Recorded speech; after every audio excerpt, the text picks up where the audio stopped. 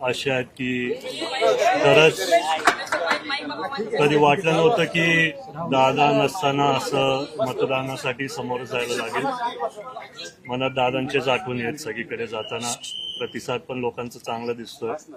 आणि आता दुपारनंतर मला बूथवरनं कॉल्स येत आहेत की भरपूर लोक कसं मतदान आता चालू आहे.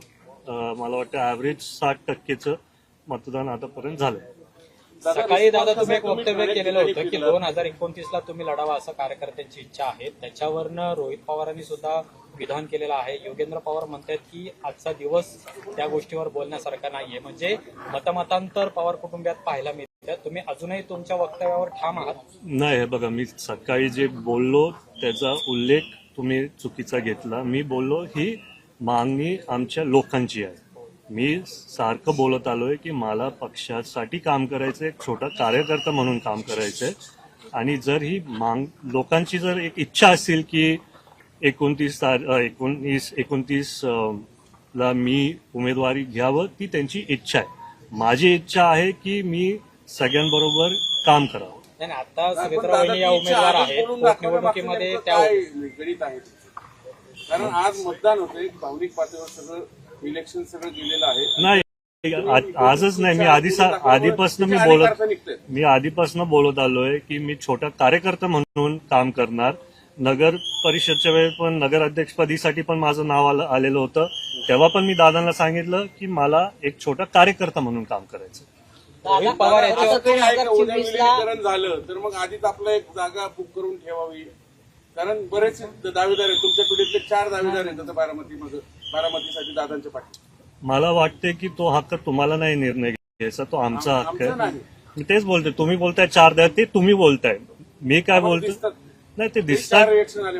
रिॲक्शन आले कारण रोहित दादा काहीतरी बोललेत.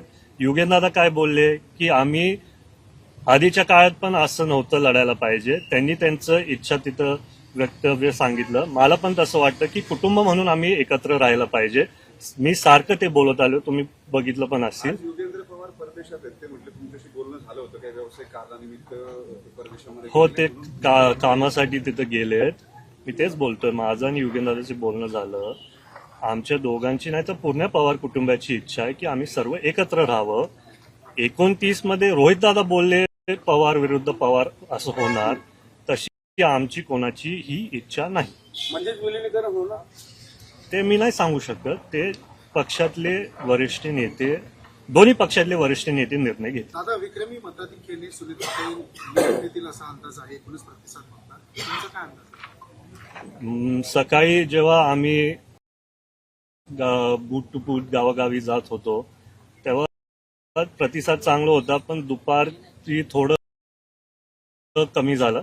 आणि मग नंतर 4 नंतर परत तो वाढत गेला. तर आता मला कळते 60% पर्यंत झाला असेल तर 2 लाख पर्यंत तरी पोचायला पाहिजे.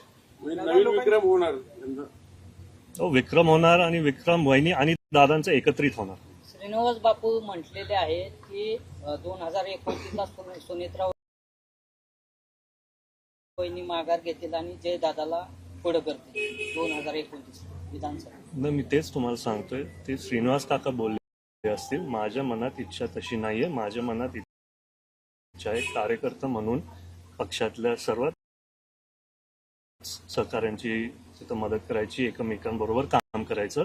आणि बारामतीचे जे आमचं कुटुंब आहे त्यांच्यासाठी मी सारखं सांगत आलोय की मी त्यांच्यासाठी काम करणं जसे दादा करायचे. दादा साहेबांची तब्येत कशी आहे? तुमचं काही बोलणं झालंय का साहेबांना? नाही, माझं रेवतीशी बोलणं झालं. आजोबांचं डिस्चार्ज झालंय आणि आजोबा आता रॉयल स्टोनला सिल्वर ओकला आहेत.